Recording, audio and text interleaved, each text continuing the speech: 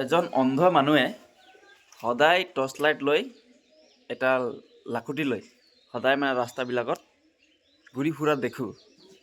তাকে চাই গাঁৱৰ কিছুমান ডেকাই সদায় জোকায় আৰু বুঢ়াটোক সদায় এনেধৰণৰ দিনতে এডাল লাখুটি লৈ আৰু টৰ্চ লাইট হাতত লৈ ঘূৰি ফুৰা দেখে।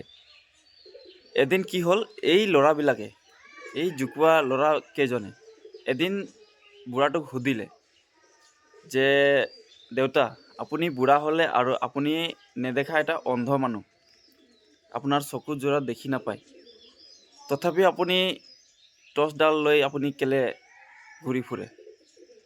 তেতিয়া সেই অন্ধ লোকজনে উত্তৰ দিলে যে চোৱা মোৰ কণ কণ ল'ৰাকেইটা, এই অন্ধ লোকজনে টৰ্চ লৈ ইফাল সিফাল ঘূৰি ফুৰাৰ এটাই উদ্দেশ্য আৰু লক্ষ্য ৰাখি মই এই টৰ্চডাল হাতত লৈ ফুৰোঁ, যাতে চকুৰে দেখা লোকজনে এই অন্ধ লোকজনক কোনোবা নহয় কোনোবা এজনে বাট দেখুৱাই দিয়ে। সেইবাবে মই এই টৰ্চডাল হাতত লৈ এই মোৰ লগত থকা লাখুটিডাল লৈ মই সদায় এই দুটাৰ সহযোগত মই ঘূৰি ফুৰি থাকোঁ।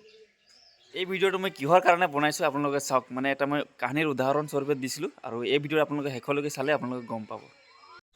তো hello' guys, welcome back to my YouTube channel and Facebook, দুইটাতে আপোনালোকক স্বাগতম জনাইছোঁ। তো আজি ৰাতিপুৱা মই এই ভিডিঅ' বনোৱাৰ এটাই লক্ষ্য আৰু উদ্দেশ্য যে এতিয়া আমাৰ ৰাইজ সজাগ হ'বলৈ হ'ল। তো বিশেষকৈ মই আজি আপোনালোকক এটা উদাহৰণস্বৰূপে মই কথা ক'ম যে আমাৰ আদিবাসী সমাজক হৈ যে এতিয়া এইটো বতৰত আমাৰ মুখ্যমন্ত্ৰীৰ নেতৃত্বত আমাৰ গুৱাহাটী সৰুসজাই ষ্টেডিয়ামত আমাৰ পৰম্পৰাগত যিটো নেকি আমাৰ ঝুমৰ নৃত্য, সেই ঝুমৰ নৃত্যক বিশ্ব দৰবাৰত প্ৰতিষ্ঠিত কৰিবলৈ আমাৰ অসমবাসী ৰাইজে ওতঃপ্ৰোতভাৱে উৎফুল্লিত হৈ সৰুসজাইত আজি 24 ডিচেম্বৰ আমাৰ নৰেন্দ্ৰ মোদীৰ সাক্ষাৎ উপস্থিতিত আজি প্ৰদৰ্শন হ'ব। আৰু এয়া আমাৰ ক'বলৈ গ'লে এক বৃহৎ ডাঙৰ এটা উপহাৰৰ দিন ক'ব লাগিব। তাৰ সত্ত্বেও মই নিজৰ আদিবাসী সমাজবিলাকক দুই এষাৰ ক'বলৈ লৈছোঁ।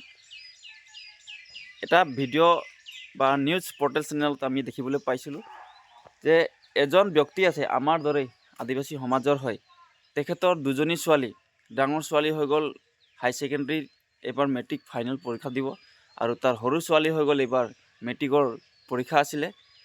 আৰু তাৰ দেউতাই এনেধৰণৰ এটা বক্তব্য দিছে যে তাক লৈ সমগ্ৰ অসমবাসী বা সমগ্ৰ দেশতে ক'ব লাগিব, তাৰ চেনেলটোত এতিয়া যি তাৰ বক্তব্য দিছিলে সেই বক্তব্যক লৈ চৰ্চিত হৈ পৰিছে।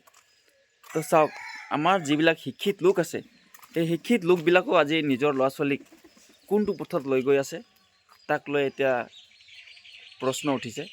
কাৰণ আজি ক'বলৈ গ'লে শিক্ষিত লোকে এটা ভাল পথ দেখুৱাই নিজৰ ল'ৰা ছোৱালীক।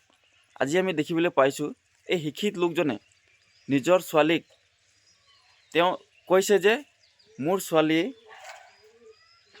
এইটো বছৰে মেগা ঝুমুৰ যদি নাচিবলৈ নাপায় তেতিয়াহ'লে আৰু কেতিয়াও নাপায়, কিন্তু মোৰ ল'ৰা ছোৱালীৰ বয়স কম হোৱাৰ কাৰণে মোৰ ল'ৰা ছোৱালী অনাগত দিনত বা আৰু এবছৰ পিছুৱাই কিনি হ'লেও এক্সাম দিব পাৰিব বুলি কৈছে।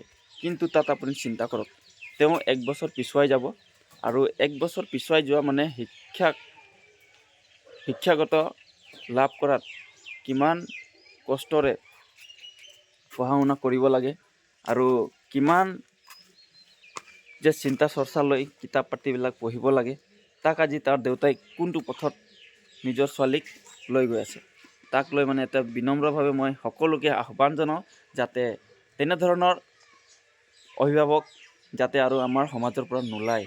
কাৰণ নিজৰ ল'ৰা ছোৱালীক পঢ়া শুনা বাদ দি আজি বিশ্ব দৰবাৰত প্ৰতিষ্ঠা হোৱা আমাৰ বিনন্দিনী এতিয়া সৰুসজাইত যিটো নেকি আমাৰ ঝুমৰ প্ৰতিষ্ঠা কৰা হৈছে আমাৰ মুখ্যমন্ত্ৰীৰ দ্বাৰা, কিন্তু মুখ্যমন্ত্ৰীক অশেষ ধন্যবাদ দিব লাগিব যাতে আমাৰ এই আদিবাসী সমাজখনক বা চাহ জনগোষ্ঠী কোৱা আমাৰ আদিবাসী লোক সম্প্ৰদায়বিলাকক এটা ইমান ডাঙৰ অপৰচুনিটি দিয়াৰ বাবে মুখ্যমন্ত্ৰীক বহুত বহুত ধন্যবাদ দিছোঁ আৰু শলাগ ল'ব লাগিব, কাৰণ আমাৰ এই বিশ্ব দৰবাৰত আমাৰ অসমখনক লৈ জিলিকাই তুলিবলৈ আমাৰ মুখ্যমন্ত্ৰীয়ে অপপ্ৰাণৰ চেষ্টা কৰি আছে। তাক লৈ বহুতেই আমি সুখী হৈ আছোঁ, কাৰণ আমি উপস্থিত হ'ব নোৱাৰিলেও আমি সদায় তেওঁৰ সমৰ্থনত আমি থাকিম বুলি আশা ৰাখিলোঁ।